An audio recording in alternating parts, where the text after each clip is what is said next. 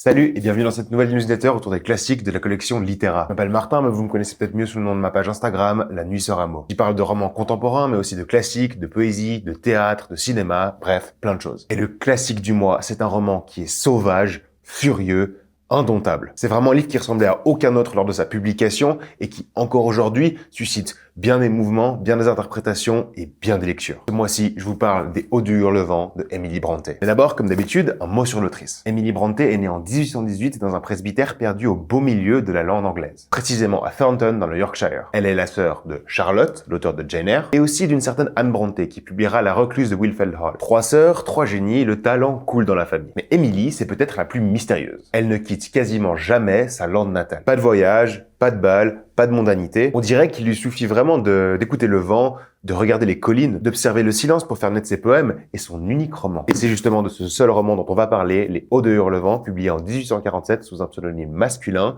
Élise Bell. Et je peux vous dire qu'à l'époque, la critique est choquée. On trouve le roman immoral, brutal, perturbant. Et encore, imaginez la réaction quand on va apprendre que c'est une femme qui a écrit tout ça. Choqué en littérature, d'accord, mais alors là, ça dépasse les bornes. Et c'est bien normal parce que Les Eaux du Hurlevent, c'est une des œuvres les plus puissantes qui a jamais été écrite. Vraiment un éclair aussi fort que bref dans la vie d'une autrice qui résonne encore aujourd'hui. Et en vrai, je comprends que c'est le livre préféré de pas mal de personnes. Mais parlons maintenant un peu du roman en soi. Tout commence lorsqu'un homme, Monsieur Lockwood, veut louer une maison dans les Landes, les granges de Thrushcross. Son propriétaire, un homme sombre, rude, même carrément inquiétant, Heathcliff. Et comme il est un peu intrigué, Monsieur Lockwood va demander à Nelly Dean, la gouvernante, de lui raconter l'histoire de cet homme et de ses terres. Et vous allez voir qu'on n'est pas sur des petits potins innocents. Les Eaux de Hurlevent, ça raconte l'histoire d'une passion absolue, celle entre Catherine Earnshaw et Heathcliff. Et c'est une passion qui n'a rien d'une romance douce. C'est vraiment un amour qui les blesse, qui les détruit. Parce que Cathy, elle aime Heathcliff, mais elle va choisir d'épouser un autre homme. Par confort social, par peur, par orgueil, ou simplement parce qu'à l'époque, les choses n'étaient pas aussi simples. Mais attention, comme dans beaucoup de romances, ce choix va donner naissance à un monstre. Parce que Heathcliff, il est humilié et il disparaît. Et quand il revient,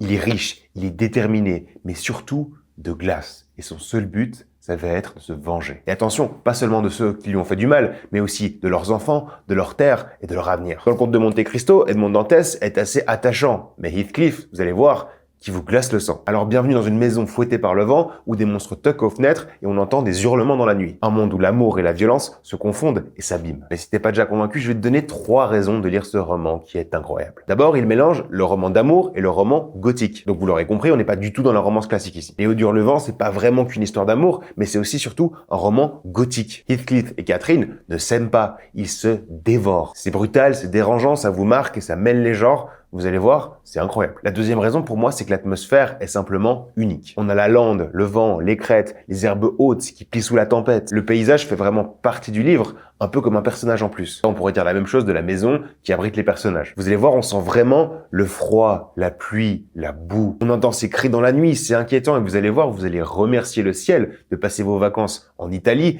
et pas chez eux. Et finalement, la troisième raison, c'est que selon moi, il y a une structure narrative qui est très moderne. Parce que ce qui est particulièrement prenant, c'est qu'on a 2 narrateurs, plusieurs temporalités et un peu un récit dans le récit. Emily Brontë a vraiment réussi à construire un roman labyrinthique où chaque voix contredit ou en nuance une autre. Et en tant que lecteur, on est constamment forcé de naviguer entre les points de vue pour essayer de déterminer ce qui est vrai et ce qui ne l'est pas. D'ailleurs, ça, c'est un peu comme dans la vie. Le vrai nous échappe souvent et c'est à nous de choisir en quoi on croit. À mon sens, on pourrait presque dire que c'est postmoderne. Bref, vous m'aurez compris, mais en tout cas, c'est vraiment brillant pour son époque. Les Eaux du Hurlevent, c'est pas une simple histoire d'amour. C'est vraiment une tragédie primitive qui réussit l'exploit de nous terrifier et de nous toucher en plein cœur. Et dans cette édition littéraire, vous trouverez une traduction qui est fidèle, pleine de relief, qui restitue vraiment bien la violence du style et la beauté incantatoire du livre. Allez, je vous souhaite une très bonne lecture. À bientôt.